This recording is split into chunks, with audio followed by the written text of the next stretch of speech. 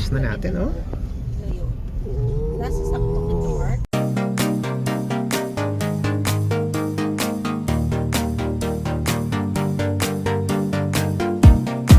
Hi, and welcome to another episode of Lex and Candice Tupa's Family Adventure. So I'm with Kuya Lex Tom.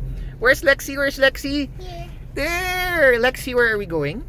to a cold place. A cold place here in Iloilo. So we're going out of Iloilo City. We're going to what is said to be the Baguio of Iloilo City, or medyo lain din tong weather. O iba yung weather doon, medyo malamig. Kailangan yon, especially now that medyo mainit yung weather, umaabot ng up to 43 degrees Celsius, or lowest ngayon parang 39 degrees Celsius. Init pa rin, no? So we'll go there to have a quick vacation, or a quick escape from kainit or mainit na temperature dito sa city. So join us, guys. The last time we were there was about 4 years ago. Lexi was still a little baby during that time, right, Lexi? And now you're a big girl. So let's go, guys. 1 hour later. Papunta na sa Leon, guys. So Leon, Iloilo. So direct kita pakato, dito tayo papunta sa Bucari, Iloilo. Let's go. 12 minutes. 11 minutes na lang according to Waze. Parang Baguio talaga, oh. Looks like Baguio kasi parang may zigzag road going up. So that's why the weather or the temperature here is a bit cooler dahil nga mataas siya. And it's around 1 hour and 20 minutes going to Bucari, Iloilo from Iloilo City. Pupunta, guys, sa may pine forest. So mataas na tayo, but we're going up. Ito na tayo, may entrance fee and environmental fee.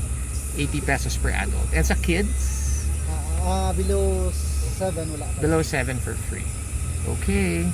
So, we're here. Although may mga parts lang na medyo may rough road. Siguro normal naman kasi sa mountain. So, eventually they'll be able to cement it, since this is a tourist spot and destination here in the province of Iloilo. We're now in Bucari Pine Forest. So ito, nagbayad na kami for the entrance for adults and for kids.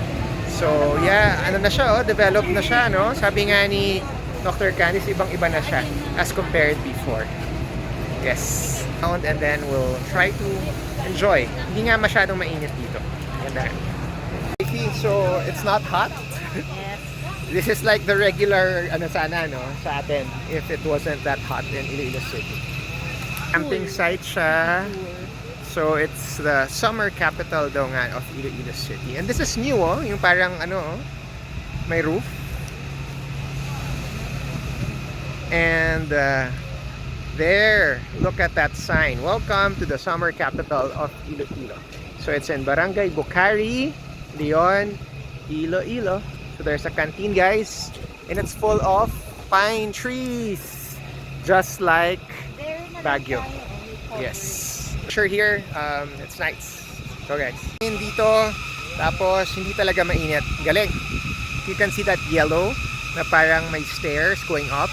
Fire Station of the Cross yan. So we can do that. Me, Alexa, and Lexton did that. While Lexi and Candice then 4 years ago, they just stayed here kasi nga medyo kakapanganak niya lang, and then we had a baby then. So si buntis, kaya hindi mahirapan siya to do that. So this is a nice, it's like you can sit there, oh, sa may stage. Oh, ayan, oh, may upuan ka. Oh, dapat pala we brought our extra seats. Nice, guys, oh. Beautiful. Nice. Picture ulit kami dito. So again, this is 1 hour and 20 minutes from the city of Iloilo. It smells like pine trees here. Yes. It really smells good. It's good, no? Lexi, you like it here? It's like, and then I can hear the crickets, so I feel like I'm in a spa. Yes. Very relaxing. The crickets, Yeah. Look, guys, oh. hear them. The pine trees. And talagang it's really a summer capital kasi hindi nga siya mainit. Kuya, you like it here? Do you remember we were here before? No, you forgot? Lexi, you were still a baby when we went here. Yeah. And Mommy Candice mentioned about the heart. Yeah, the heart's there, no? Yung red shape structure at yung may nakalagay na Bukari, oh, nasa baba na siya. Sa camping site na siya, hindi na siya dito sa may taas na area. So, bring you around Bukari.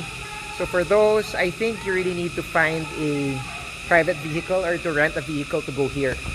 Parang walang public transport. We don't see any public transportation going here directly to Bukari.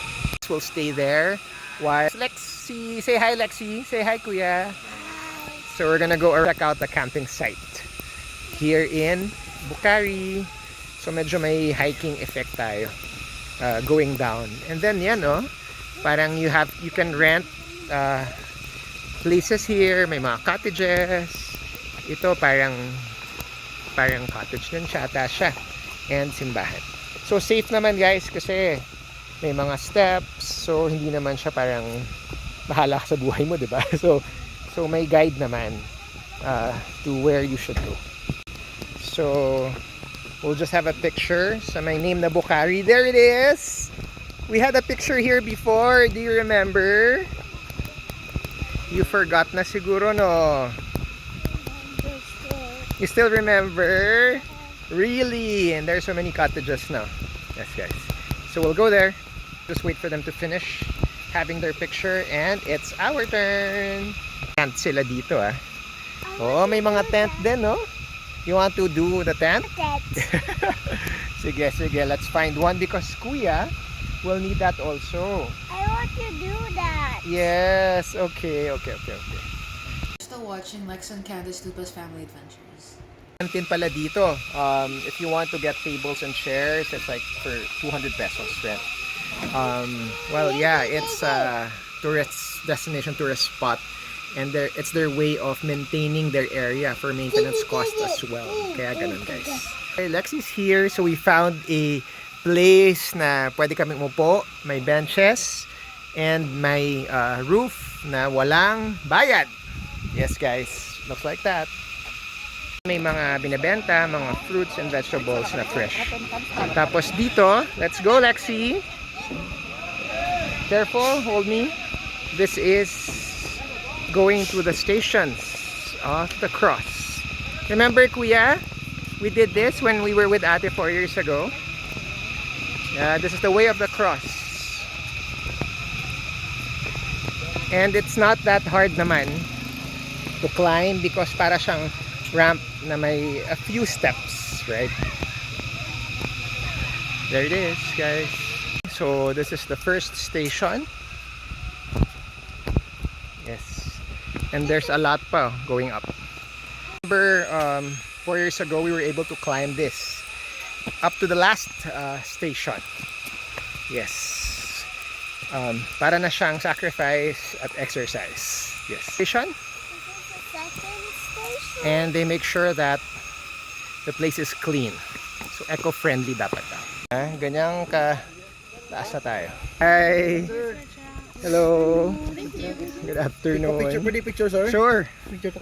Diyan, picture na. Tara, 3,000 para sa kay Jesus. Okay, let's go. Oh, so she is doing her going up steps slowly but safely and surely. And Kuya is such an expert already. So we're almost on the top of the stations na way. Kuya, are you okay? This is the fourth station, yeah.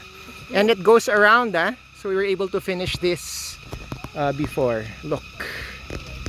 Just wanted to show you and bring you to what the stations of the cross looks like here in Bukari, Leon, Iloilo. So let's go and enjoy more the other places here or what you can see in Bukari. Let's go. Fifth station. Kuya, are you okay? We're like on top. Lexi likes the climb, right? So it's fine. I'm sweating already. Yes, you're sweating. It's an exercise. There pa guys going up. It's raining already. So we have to go. So we were able to go to the 7th station. May So, we have to go back to mom. Candice, may malusot do. Or meron kaming lusot kung bakit hindi namin tatapusin. And si Lexi, syempre she's still 4 years old. So it's time for us to go back. Okay, so how was it? Did you enjoy?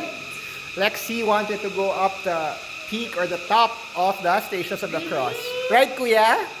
And Kuya said, no more, no more, no more. But Lexi insisted. And like Kuya said, he won't be the youngest anymore. The youngest will be the one who will be following Lexi. next time. Lexi.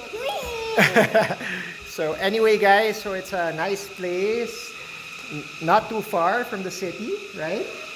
And if you want to escape the heat in the low-lying areas, you have to go here in Bukhari. But again, probably you need to rent a vehicle or bring your own private vehicle. Go in groups, bring your drinks and food probably. Pero they're selling vegetables because Candice before bought vegetables from here, fresh vegetables. And also, it can be sort of like a retreat or a outing, company outing or office outing, and a picnic. So it's a nice near getaway to escape the heat, guys. So it's just here in the province of Iloilo in the municipality of Leon. The name is Bukhari. And we're here sa my pine tree forest.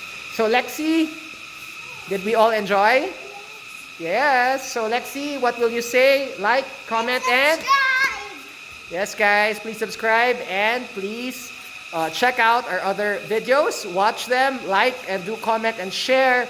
And please tell your friends. So watch out for our next vlog. So we go where adventure takes us. Bye, guys! Hi, Lexi.